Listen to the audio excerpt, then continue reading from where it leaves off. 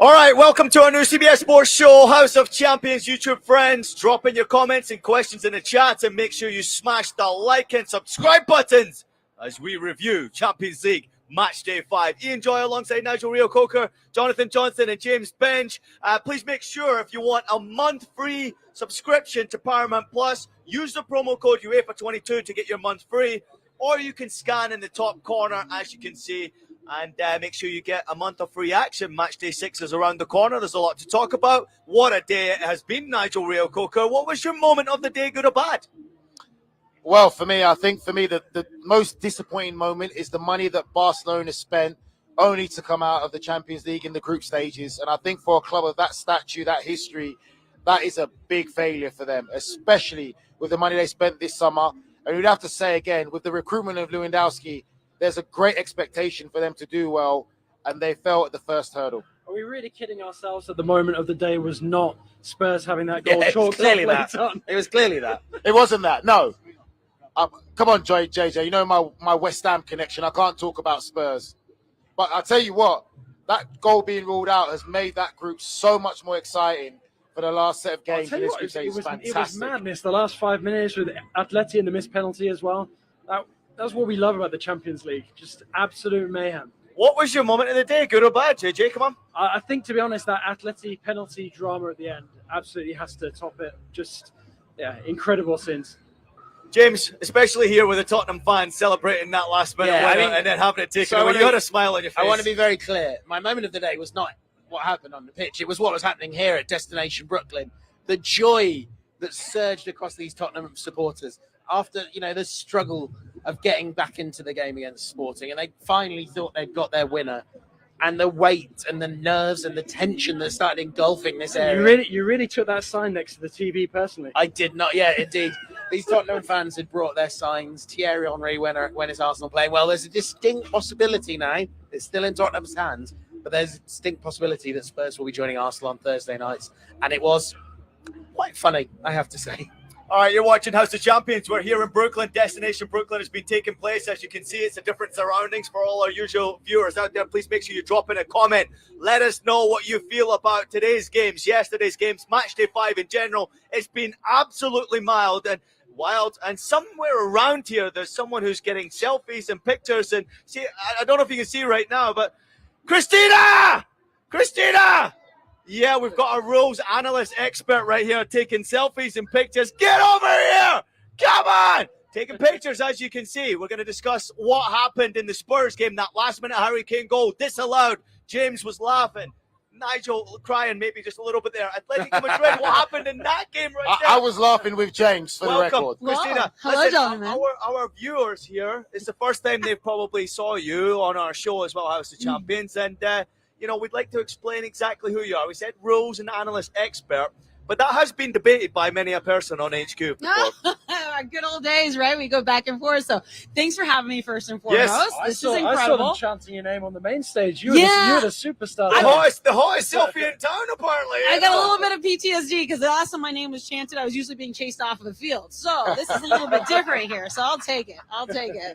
All right, crazy match day. I mean, match day 5 in general has been a little bit bizarre, but today's games, the Wednesday slate of fixtures, were really interesting. Obviously, there's multiple games to go through. You had obviously something in the Barcelona game. You had something in the Atleti game. You had something also in the Spurs game. Start wherever you want and go wherever you want to go with this. All right, let's go with the Spurs game first because I think that's the one that's causing the most confusion, right? Where we have an offside by Kane that gets negated for offside. The goal was negated for offside. Yep. And what a lot of people are confused about, they said the ball went backwards. Well, there's 2 points about offside that are incredibly important. One is the position of Kane at the time that was played by his attacker, right?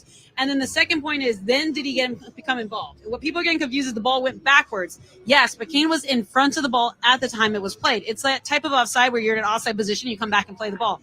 Now, what threw an extra wrinkle in this is that we had a deflection off of the defender. Keyword, deflection. It's not a deliberate touch, so it doesn't reset the offside line. And that's the reason why everyone saw the ball go backwards, but then it went back to Kane, and everyone's like, I'm so confused. So take note, offside position, check. Became involved in play, check. It was not a deliberate play. It was a deflection by the defender, and therefore, that's why the goal was negated. Yeah, I would never have known that. Yeah, no, because she explained it to me earlier. So basically, because it wasn't a deliberate back pass by the defending player, That's why it's an offside. Correct. Simples. Next. Simple, yeah. Next. Move on to the next one, Christina. Let's go. So we have our penalty, right, at the Atletico run, right? Yeah, And crazy game against Leverkusen. Yep. yeah, and I clarify, there are 2 potential handling offenses, right? We aren't talking about the second one, hits him in the shoulder, body's in a natural position, he's tight. But when you look at it, and that's what the VAR has the ability, is to slow down, double check, you see that the handling offense actually occurs right before that. It hits his arm, which anytime we talk about your arm either being at shoulder level or higher is not going to be considered justifiable. The player's taking a risk, especially in the penalty area, of having those arms in that position that if it hits it, we're going to call handling now based upon how we're being asked to apply the law. And that's why we had penalty. And it was kind of a crazy situation after the penalty kick as well, because the penalty kick was taken, and then obviously there was a header off the crossbar, and then the penalty kick taker, Carrasco, he was the one who was on the goal line when his own teammate pinged the ball off him to be cleared. It was craziness, but everything was in check there, though, right? Nobody encroached, and the goalkeeper was on his line. Nobody encroached, goalkeeper's on the line, and this happened after the whistle had already gone. So that just threw other people, right? VAR is still allowed to check, even if the referee is like, hey, it's the end of the game. What we call it is we're extending the game, where it's additional time onto that. And, you know, Peter asked a great question, right? As soon as the ball is struck, like, when does that game end? When that sequence ends, right? They say it's either when a defender plays it or another attacker, but common sense and football understanding says you let that play out. Yeah. That's crazy. That's actually very interesting to know actually when that play ends, because it's really at the end of the game. And if you're playing, you continue to play until the whistle. But when do you blow the whistle? However, there was something in the Barcelona game. I didn't quite catch it. Barcelona, Bayern Munich. Was there anything in that one? Or no? Well, we had in there, we had a penalty for Lewandowski. Okay. And, you know, Anthony Taylor, referee on that match, can't blame him. Those are one of the hardest calls. He's standing right behind him. This game is all about angles for a referee, especially the center referee. Stands behind him. There is legit, makes a tackle. And from Anthony Taylor's perspective, it looks like he gets his foot first before he gets ball. Yep. This is why VAR is here to clear and obvious errors, which the only camera angle that's going to support it is that reverse camera angle on the goal line where a referee will never be. And it's very, very clear. Legit hits the ball first before he hits Lewandowski. And there you go. We overruled the offside. And we also, the penalty. At the same time, there was a yellow card issued for denying an obvious goal scoring opportunity. Yep. And that gets negated as well. So very, very good by the referee team on that. And we have our final games for our World Cup referees. All of those individuals are going to the World Cup. VARs are going to the World Cup, and they are literally hitting these games with their final tune-ups. Yep. Christian, another question for you. I mean, you explained that. I'll go back to that Spurs game. Antonio Conte was doing his press conference afterwards. He said, VAR is doing a lot of damage. I want to see in another stadium a big team if they're ready to disallow this type of goal. We talk a lot about fan toxicity and social media and all that. How much more challenging does it make a referee's job when, you know, from having it, you explain it to me, I have to assume that Antonio Conte knows these laws of the game as well. How difficult does it become as a referee when either the managers don't know the laws or they're kind of fostering this culture around officiating? No, I hit it too. FIFA and IFAB were very, very concerned about this when they implemented VAR. It took quite a bit to implement it because they were so focused on those protocols and the policies, because the last thing you want to do is undermine officiating, undermine the integrity. If you don't have integrity or the appearance of impropriety is removed or bias, then what's the point of a referee, right? And so here, I think what VAR is, I believe, truly covering it, especially for TV since 2019, what VAR has highlighted is the nuances in the law that not many people see. And so now that we have camera angles and we're not at the end of the game 2 days later going into assessments with their match official and saying, oh, shoot, that's what it was, but nobody else seems to know what that is. VAR is highlighting these nuances, and all of a sudden we're not accepting what everyone wanted was 0 mistakes whatsoever from the referee team. Now they're saying, well, now the referee teams are getting these correct. It's unfortunate when we get it incorrect and we have technology, but we're getting it correct, but yet they're like, we don't like the way this feels. So I would be surprised, because it's not only them, there's going to be some, as always, there's going to be some balance and adjustments, but the policy set as it is, the protocol, is the best way to say it. VAR protocol set, but they do as best as they can. And when you have coaches speak out like that have such influence, that have such a stature and a say of it, that can influence viewers, audience, etc., they're going to try to do something behind the scene, at least to say, hey, stop attacking the integrity of VAR. Just want to ask you an important question, probably the most important question you've been asked today. Have you liked and subscribed to House of Champions? I have subscribed to House of Champions. I've retweeted it, and I've completely support you because I was like, this is awesome. So I thought it was a new podcast, and then I realized we just rebranded. So love the name of it as well, especially since I just started watching Game of Thrones, and House of Champions seems to run in line with the name. Well, you are our champion, and you're in our house. We appreciate you. Thank you for everything you do across all of our platforms, Paramount Plus, CBS Sports, HQ, and now House of Champions. Maybe we'll make you a bit of a regular. What do you think about that? Yeah. Hey, anytime I get a chat footy with y'all, especially. But next time we need the wine, guys. Where are we at with the wine? Bring there, the wine. right? Don't bring that up. It's a subject with Nigel. Nigel. He's the connoisseur. Hey, and then we'll get Ted in here at some point as well. We'll have a referees podcast show maybe at some point. We That would be should. good. We should. We go back You and can really forth. get after it. Thank you. I Thanks, appreciate you so much. Yeah, That's of Christina. course. Thank you, Christina. That's Christina Uncle. Everybody right there, just going through some of the controversial decisions on match day 5 of the Champions League. You're watching House of Champions. Nigel Reo-Coker, Ian Joy, Jonathan Johnson, and James Bench. Let's get into it. Group C action. Barcelona losing to Bayern Munich. Once again, I bet against Bayern Munich. Once again, Nigel Reo-Coker proved me wrong, and I should never bet against Bayern Munich. Come into victory, Nigel. Well, you're the one that always says there's something not quite right at Bayern, and I'm sure that Ian's the same one, James, that said that Bayern are going to struggle to get out of this group. Bayern are not going to get out of this group by Ian Joy, and that's why he's bottom of the table, correct? But anyway, I mean, they struggled for maybe 3 minutes at some stage in one of some the stages, games. the group stages. 15 points, maximum points right there for Bayern Munich in the table. Yeah, I don't Incredible. think you should ever mention Bayern Munich out of your lips again. Just say the B word. Just don't say Bayern Munich because you don't have that right to say it. All right. But for me, I think again, it's just it's a great win by Bayern Munich. It's what we expected. They had the luxury to rest players and rotate. But again, it just shows the competitiveness of clubs at that high level. It's Bayern Munich. You're playing Barcelona. Yes, you've already qualified to the next group stages. You can show a bit of arrogance if you wanted. You can rotate your team.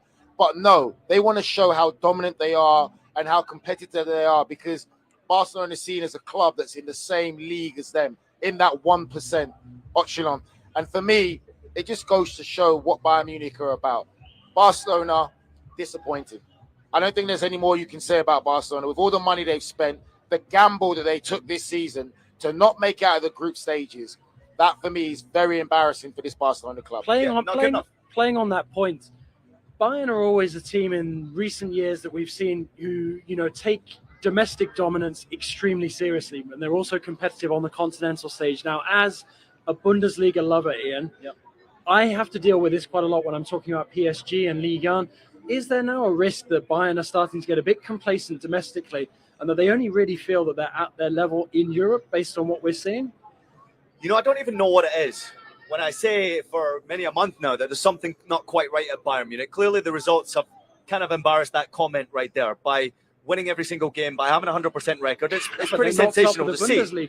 But in the Bundesliga, to not be top, I'm just noticing that change right now. The shift is really coming from Bayern, starting to really turn it on in the Bundesliga, starting to score goals. I think even today you've got Neuer out. He's obviously was missing today. No Sané, he was out as well. So they didn't really miss too much from their team and still managed to put 3 in the back of the net against Barcelona. And domestically, at times I think the problem, and you probably noticed this with PSG, they're a little bit guilty of taking their eye off the ball for a split second. They find themselves behind a goal in many games.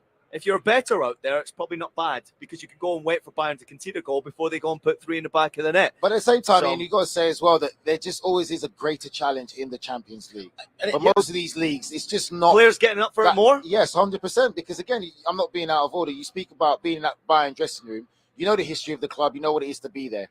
When you're talking about a game against Barcelona at the Nou Camp, you're going to be a lot more up for that than being up for playing against Freiburg. Yeah, and but can I ask you about but you're talking about the criticism towards the Bundesliga here, and of course the Bundesliga is very close to my heart. I haven't played in Germany for 5 years, but if you look at the German teams who are in this competition right now, Leipzig, if you look at Borussia Dortmund, if you look at Eintracht Frankfurt, and you look at Bayern Munich, it's going all right. Compare It's that going to the all right. Spanish clubs as well. But Spanish clubs. 1-3, the rest out. Isn't that a full house of German wins this midweek in the Champions League as well? Dortmund drew against Manchester City. But again, it's Still a just good the fact result. Still a of good it's result. just the fact of That's a win right there. it's the law of the Champions League. These players do pick themselves up because again, it's the big clubs are playing the big clubs, historic clubs, and again, like we said, Bayern Munich could have taken their foot off the gas today, but they didn't. And they've beaten Barcelona home and away, and the record against Barcelona, it's literally laughable at how successful Bayern Munich are I think against when Barcelona. we talk about Bayern Munich, it's really important that we don't forget how dreadful Barcelona were today and have been through for several games. I think, as we said, they played some good football under Xavi, but right now, 0 shots on target, not drawing a save in a match you needed. Well, I suppose you didn't need to win, but in the end, but it felt like a really tame way to exit the competition. Like, even if, and I think Nigel hit on a good point here, they've had so many hard times against Bayern Munich of late. I think the value, even if it doesn't mean anything in terms of getting in the top 2, but the value of beating Bayern Munich would be quite significant to Xavi, to the club, just to show, look, we've been a bit unlucky with the draw. We've been a bit unlucky against Inter, but we still belong at that level. But this has been a game that convinces James, me they don't. were they unlucky, though, with the draw of the group? I mean, Yeah. You would have thought that they would have fancied themselves against Inter over 2 games. Well, but I mean, Inter is still one of the hardest teams in pot 3. So it was. But they're tough. equally a team in crisis. They should have beaten them. They should have beaten Inter. No doubt about it. They should have been in the top 2. I mean, but it was the toughest draw they could have got, and it all comes down to those 2 games. Although it doesn't need to, if you can go and do something against Bayern Munich, and I think these games are they exist in a series to document Barcelona's downfall. And I think the sad thing is, I don't think this summer has done a huge amount to arrest that. I mean, Robert Lewandowski. Let's pick on him and look at the bigger picture. Yeah, he might have had a penalty today. He's not been amazing in the Champions League group stage. He's 33, 34. They've got him up for 4 years. This is He scored 5, didn't he? in the Champions League this group stage. Yeah. He hasn't been good against Bayern Munich. That's what matters. You've signed Robert Lewandowski for those games. That's the point. Not to bully Victoria Pilsen. He can go back to the Bundesliga. So then, does that mean that Barcelona are relying on a Lewandowski to save them out of the mess that they're in right now? When you've got so many talented youngsters who are playing I would a lot say of money in that squad, they rely too heavily on him. I would say the signing of Lewandowski's taken Bayern Munich, was expected to take Bayern Munich to another level. That goal scorer, one of the best goal scorers in world football, with the records year in, year out of what he did for the Champions League for Bayern Munich, that was that pivotal signing that they expected to take them to be successful in the Champions League. It had to do that now. It hasn't produced. It had to do that now, because in 2 years' time, even with what we're seeing with veterans, you have to assume, unless he proves you wrong, you have to assume that Lewandowski in 2 years' time will have fallen off a bit. Yeah, they needed to make that leap now to make the money back, to make everything better. This is they needed that money. This is quite significant. I mean, you're talking losses of 20 million now. You balance that out a bit by not having to pay anyone a bonus, because you ain't getting a bonus for what you've just done in the group stage. Now they only owe 750 million euros back instead of the 800. And that's such a massive amount of pressure to put on just one player. I mean, I know he's Lewandowski. I know his scoring record is phenomenal in the Champions League, but to sort of pin all of the hopes and essentially the financial future of the club on him scoring goals and continuing to score goals, like we've seen him do at Bayern Munich in a completely different team. Yeah, there are star elements to that team, but a new team that's going to have to be rebuilt by a manager who's come in, the mission brief has changed midway through his tenure. That is a lot of pressure and a very difficult situation for any player to go into. I mean, what Lewandowski, as world-class a goal scorer as he is, it's still going to be a lot of pressure for him. No, exactly. And I think there is this expectation that he would deliver those goals single-handedly at times. JJ, it's funny because you say that, but then when you watch Bayern Munich, all the creativity comes from one player, Dembele. Dembele's been the main.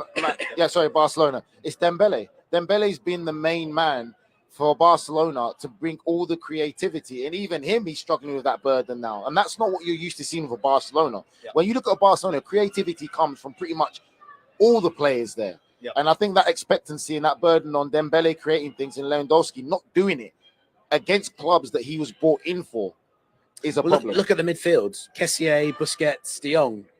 It's nothing special, really. De Jong's gone off. Busquets is too old.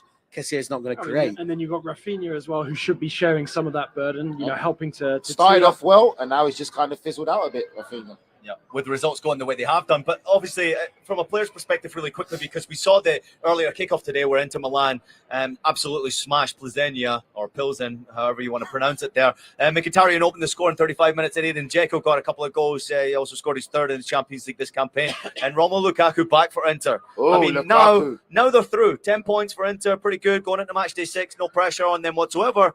But now, as you mentioned, there's a little bit of an unsettled ship, Inter Milan, going into this campaign. What was it like for the Barcelona players going into Bayern Munich today thinking, we're already out?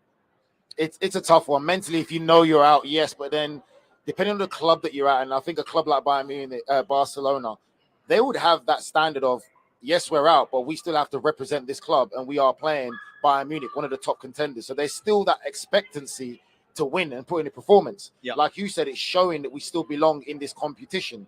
But to go out the way that they did and to lose again today, it just shows how far Barcelona are right now from other clubs they've competed against. Let's touch upon Inter real quickly before we get out of this group here. Big win for Inter Milan, and to get out of this group, really impressive, I believe, because I think maybe many people underestimated, I'm probably guilty of that as well, underestimated what Inter are, the results that they got, and now you welcome back a fit Romelu Lukaku, hopefully. It could be something going into the knockouts. Yeah, absolutely. And I think it gives them a bit of momentum as well. You know, they started to arrest their flaky domestic form. And I think this is another feather in Inzaghi's cap. A few weeks ago on the show, we were sort of, writing his obituary. And now suddenly, he looks a little bit more in control of his own destiny. And Inter, they'll be absolutely delighted with that because they'll have looked at that draw and thought, perhaps, especially given the awkward start to the season they had, that they were maybe the sort of the weaker link out of those three clubs. So to finish where they finished, with a game to spare going through, Barca going out, I think that is a massive achievement for them. And like you said, with Lukaku coming back, that suddenly adds a new complexion to the couple of weeks left before the World Cup break. Just going to give you all a chuckle here. I actually had Bayern Munich going out of the group stage, believe it or not. I told you. I had You Bayern just Munich said going it out of the already. group I told you stage. you had man I at had the start. Inter Milan That's not going breaking through news. with Barcelona and Bayern Munich going out. You're watching House of Champions. Let's turn our attention to Group D, which where all the action is at right now, James Bench. Obviously, we got to start with the Tottenham Hotspur game. It was a crazy game. Edwards opened the score and to make it 1-0 in the 22nd minute. He's had a very good campaign for Sporting Lisbon, who were very impressive. Nigel actually tipped him to win this game. Bentancur pulled one back to make it 1-1 with 10 minutes left, and we just thought maybe Spurs were going to get that victory. They eventually got a goal in the 95th minute for video review to step in and take that goal away. Put a smile on your face. I mean, a little bit. I'll be honest. Of course, as a journalist, it's very important to be objective about these things, but also we want to see some drama in the final round of games. I think what it did is it told us a lot about Tottenham that we already know, which is that when they can be incredibly clunky, and until that Bentancur goal went in, let's all be honest, none of us thought that Tottenham looked anywhere near scoring a goal. They had so much of the ball. Sporting did what any team would do in that situation, and maybe they should have done less of it. They sat off. They tried to hold on to what they had. There's clearly some tired legs in there. And actually, I thought Tottenham were really wheezing and struggling to get past them. We've seen that quite a bit with Antonio Conte's teams, and he's especially over the last three games, James. They've not looked the best over the last three games, Spurs. Yeah, it's gone, Nigel. I was just going to say, James, would you say that the form that they've shown in the Premier League is kind of gone into the Champions League now? Because even in the Premier League, they still didn't look convincing, but they've been getting out results. But then in the Champions League, it's another higher level of quality, and you can see now that they're nearly not. Even when the pressure is on, though. I mean, look at those scenes at the end of the game. Look at the celebrations, what it meant to them. Look at the fact that Conte gets himself red carded after the game. That shows that there is now this pressure building up. Spurs are going to have to go to Marseille. Not an easy place to go, especially while OM can still get out of the group here. That's a really difficult atmosphere to take on. You've suddenly not got Conte on the sideline as well. The pressure is definitely on Spurs here. It was very easy, and it's natural when it's a manager who's been as successful as Conte and is such a remorseless winner. To see early in the season Tottenham not playing as well as they could, kind of scraping the wins, getting just about getting by, and convincing yourself, oh well, the performances will get better, and therefore Tottenham will become a title contender. Will race to the top of the group. But actually, the reality is, the performances haven't got better, and the results have started reflecting those performances. Because Son, I kind of need to say, Son is not having a good season at all. Harry Kane's season has been good, but it's not been great, and he's going to be carrying a huge load throughout this season and in the World Cup. And Antonio Conte now is really clearly very unhappy. Still top of the group, though. I guess we can't really criticise them too much. Go ahead, No, I was just going to say, Son's at his best when he's not restricted. And under Antonio Conte, the style that he plays, you are restricted as a player. We see how deep Song drops, Harry Kane himself drops because of Conte's style. You have to play that. When Song's given the freedom to be a bit more aggressive, a bit more positive and proactive, he's a different player. And I think when you look at Tottenham's performance, you kind of still get that thing in there where they're the nearly club. They're nearly there. They're not quite there, but they're nearly there. And that's what I'm getting from the performances from what I've seen in Tottenham in this Champions League. Pretty impressive performance from Sporting Lisbon once again. As you mentioned, James, they were not sitting back and defending. They were trying to attack this Tottenham Hotspur side. They've got a really good chance now. If you look at the group table, they're very, very tight now, and it goes into matchday 6. All 4 of these teams can go through. Are they at home to Frankfurt? Tottenham have got 8 points, Sporting Lisbon on 7 points, Frankfurt on 7 points, and Marseille on 6 points. So Tottenham have to go to Marseille on matchday 6. Let's touch upon that real quickly, and I'll check out and see if they're at home to Frankfurt in the last game. I believe Frankfurt are at home. Go ahead. Well, I mean, as JJ was mentioning there, the Velodrome, very tough place to go at the best of times. And don't forget, they might have beaten, it was two Richarlison goals, I think. They might have beaten Marseille at home, but they beat 10-man Marseille. And when it was 11 against 11, Marseille were playing them off the pitch. I think clearly, undoubtedly, Tottenham have the quality to win this game and win this group. But it's really less than some of its parts at the moment. And we're long since far enough into the season that we should be seeing these players playing at their best consistently. This is a tough game. And of course, obviously, following French football as closely as you do, Marseille will probably have taken this last game of the group stage. You've got Tottenham at home, a win and you're in. Yeah, absolutely. And, a Tottenham that they will fancy their chances against based on their experience in the first match away from home, and also the situation that Tottenham are in right now. I mean, Marseille themselves are going through a bit of a flaky patch of form in terms of their domestic results at the moment. But, if you told them, right, you over 90 minutes at home, a full start Velodrome, if you get the job done against Spurs, you book your ticket in the next round. I think they would have taken that, especially given the way that they started the group with 2 losses. And I think that was a huge result for Sporting Lisbon to show something against Spurs as well, given how they sort of threw away such a good start to the group, 6 points from 6, and then suddenly losing 2 on the bounce. So the whole group is set up really, really intriguingly for this final round of games. I can't wait. Matchday 6 is going to be absolutely fantastic in this group. On the other game, it was Eintracht Frankfurt with a 2-1 victory over Marseille. Daiji Kamada opened the score in 3 minutes into the game. Guendouzi pulled one back to make it 1-1 before Kolo Muani made it 2-1. Very impressive from Eintracht Frankfurt. They've made this game very interesting now. And you said that Eintracht Frankfurt are away to Sporting in that last game. Yeah, it's going to be tough. So I guess the question would be, who comes out of the group now? You've got, as I mentioned before, Tottenham top, Sporting second, Frankfurt third, and Marseille at the bottom. But there's only 2 points separating top and bottom. Who comes out of the group?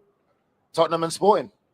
I'm going Tottenham and Sporting. I think what you guys have just discussed there is right. Marseille is a difficult place to go and get a result, but I think this is the game that suits Spurs the best. It's a cup final for them to get out of there. They know what's at stake. Yes, Conte's not going to be on the sideline now, obviously, because he's suspended. But I think he knows that he's going to have to let the players know it's a cup final. You have to go for it. And realistically, let's be real, Tottenham have the quality to beat Marseille. They've got a great quality attacking force, and they should beat Marseille. Because even with the performance today, I wasn't convinced that Marseille, even if Marseille play at home. Are you not tempting fate betting against Marseille, given you went so big on them for your predictions today? Yeah, Jonathan. Now he's angry. Jonathan. Now he's angry. I'm going for the Spurs win, okay? Where are you going with, JJ? Who comes out of the group?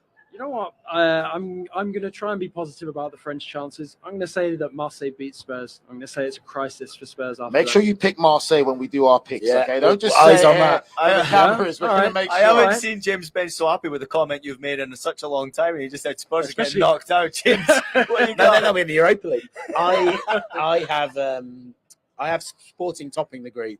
I think Spurs will scrape a point in Marseille and get through that way. We got some comments coming in here. Sandro Mauro says Portuguese team's not looking so bad. Porto got proper revenge, and Sporting obviously getting a very important Porto win. Porto with a big win. We're going to turn our attention right now to Porto in Group B right now, but we're not going to start with a Porto win against Brugge, 4-0 away from home. Fantastic performance from them individually. Taremi was terrific today. It was Atletico against Leverkusen. The game finished 2-2. It was absolutely incredible, the finish to this game. I mean, a missed penalty in the 98th minute. 8-minute added time. 98th minute. Carrasco misses the penalty kick. 2-2. Atletico can continue their potential advance to get to the knockout stages. He doesn't just miss the penalty, though, as you pointed out to me. He misses the penalty, then he gets hit in front of the goal, which deflects the ball out. Many would call that good defending, JJ. Many would call that good defending, but Simeone not too happy about that at all, because that puts Atletico out of the running now, and they're out of the competition for the knockout. So, desperately disappointing campaign from Atleti. I don't want to go to Nigel because I know what he's going to say. So I'm going to come to you, James. Good riddance. I mean, even here, they were really tough to enjoy watching. They didn't wake up till Diaby scored earlier on. They made such heavy weather of then coming back again. And just tell the truth. Tell the truth of the whole campaign so far. And that was, Atletico is a tough team to watch. Yep. I'd rather watch paint dry than watching Atletico Madrid. That's the story of the last 5 years, according to our producer, Des. According to Des, who's an Atletico fan. But it's true. It's not even just today's game. They've been so tough to watch and enjoy. And I think the whole penalty situation just sums up what Atletico have been about so far in this campaign. But you're going to have to watch them on Thursday nights now. Unless Leverkusen freedom of choice, no chance. I'm not watching them. Here's an interesting aside, though, on that. It's not just Atleti dropping out of the Champions League. You've got Barca going out, Sevilla going out. This is a really weak showing from the La Liga clubs. You only got Real going through. I mean, I know they're defending champions, but still, that is quite intriguing to me.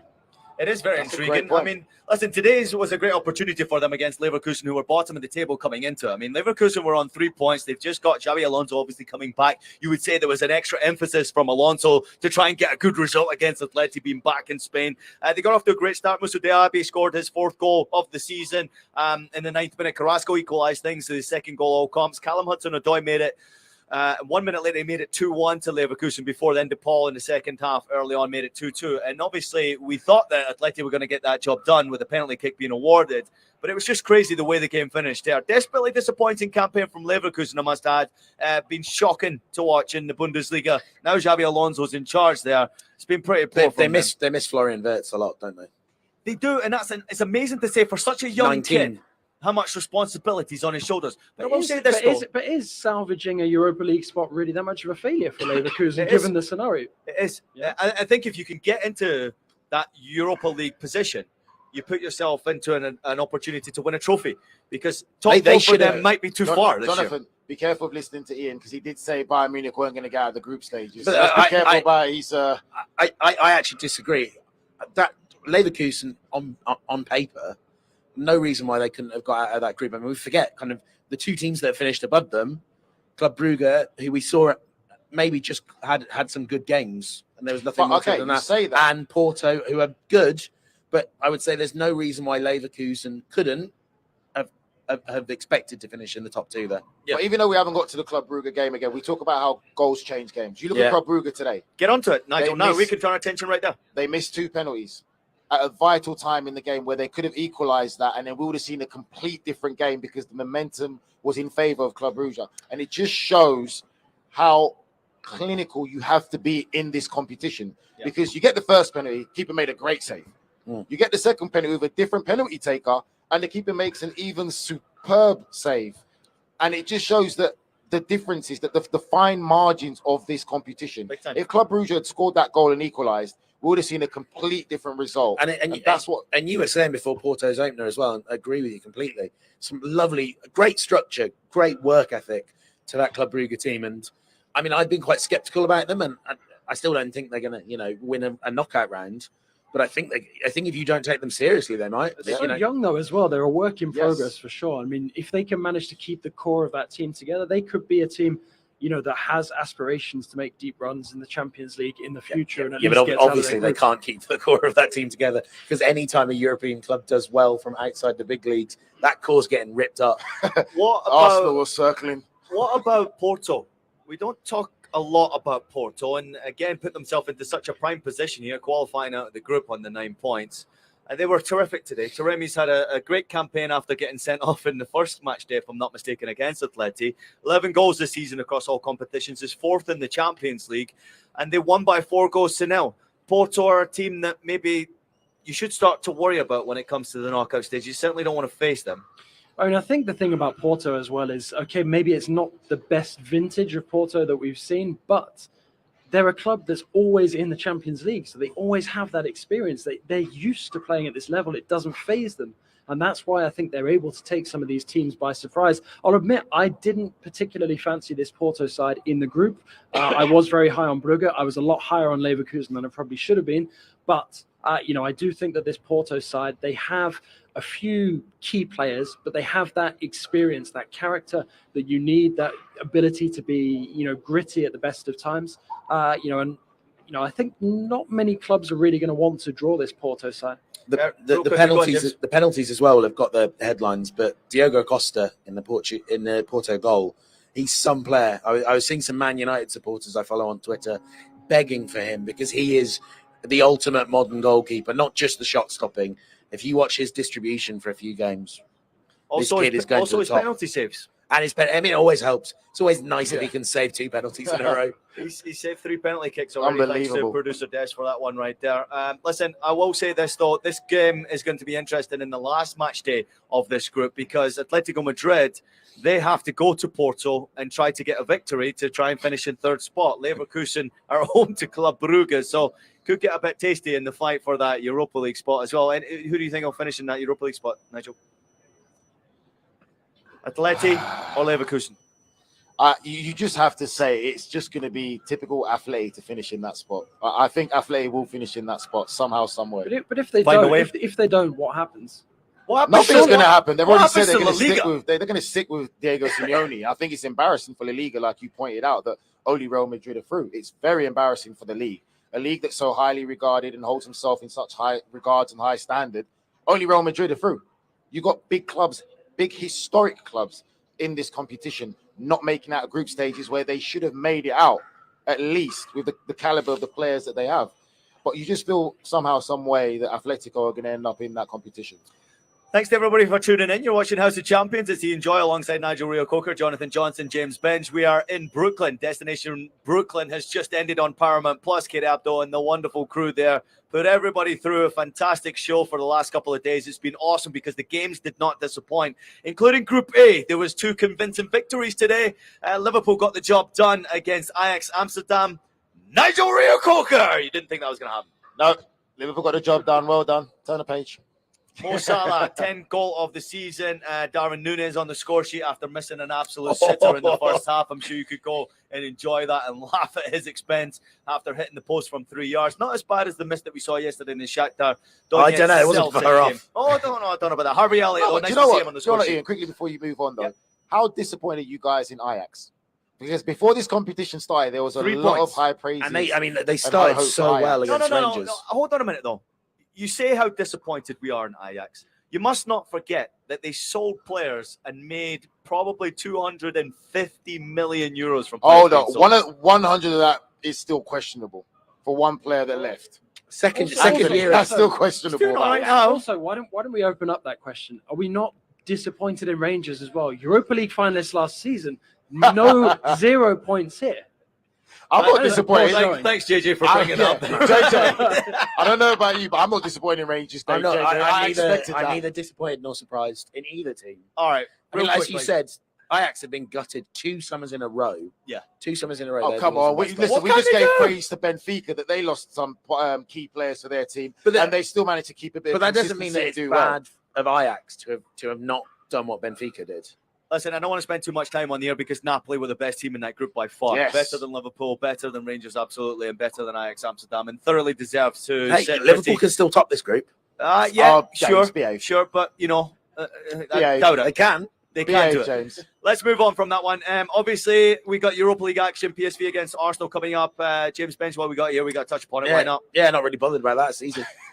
But top of the group up for grabs, it's really important. I mean, especially, if we look at the teams now that are dropping down, the likes of Sevilla, you don't want to play in those games. You get out of those games. Wait, you scrabble as quickly as you can to get into that top spot. And I mean, not just for all the things we always say about teams playing in the Europa League, that you want to get your group one so you can rest players, but the fact that group winners get that bye to the round of 16. I remember last year, West Ham were obsessed with it, and they were playing their strongest teams to get those results.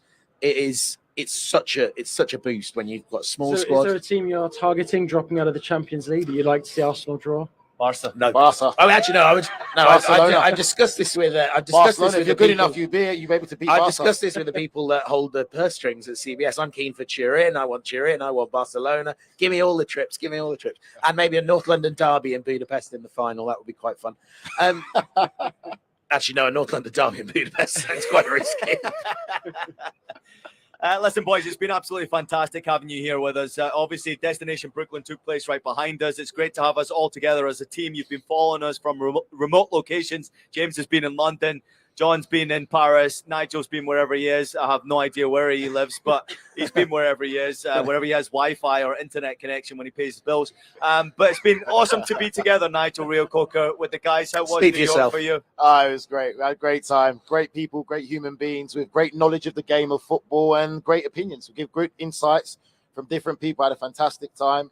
We even got Des, our producer, to come on there and talk about his Atletico problems, and I had a fantastic time. As we were warming up the fans, producer Des, obviously the people here in attendance got to meet him in person. At some point, we'll introduce him to you as well. I know he's only been producing the show He for has the a last face for 2.5 radio. years. He has a face for radio. He has a face for radio, many has said. Your first time in New York, though, JJ, how was it? I mean, we're not done yet, but you are flying home later tonight back to Paris. Absolutely. Flying visit, loved it, had a great time, and most importantly, got to spend some real quality time with you guys, the extended team. 2 years deep in this project, and now finally getting to meet in the flesh with the guys outside of Europe. It's fantastic. James Bench. Unbearable. I know Right. Nigel is. Speak I for know yourself. Nigel is. But what about you, Agonising. JJ? In Yeah, person? special meeting you two. Then Nigel is very much. What you cannot deny is that Nigel Reo-Coker has been here. Get your voice back. How about you get your voice back, Arsenal boy? That probably Anyway. tells you how good this trip has been for Yeah. all of us. We're all Also, losing our voice. You got to say thank you to all the production here, everyone that's been there and helped us to make this happen. Yep. Really appreciate everyone, and without you guys, this wouldn't be possible. So thanks to everyone behind Listen, the I scenes. feel like we should get some people in here. I mean, anyone who's in here, come on, behind the scenes. We don't get Come to in see here. faces too often. They Here. do So come have on, a face we're for in radio. Come on, Come on, get guys. in the picture here. Come on, Yeah. Desi, It's get out of here. teamwork. Boys behind the camera probably can't make it, but if you could just sneak your eyeball through there as well. This is the team behind the scenes that's putting this on for you across all of CBS Sports platforms as well, social media, podcast, and whatever shows it is. We can't thank them enough for bringing us guys together as well. We really appreciate Teamwork all the makes great the work dream that work. you guys do. Teamwork does make the dream work. But thank you to Fantastic. everybody and you boys as well for making the trip. I know it's not been easy, but getting you away from your busy schedules to come out here, it's been a real pleasure to spend some time with you. And we always want to thank everybody out there for watching. We can't thank you enough for subscribing, for liking,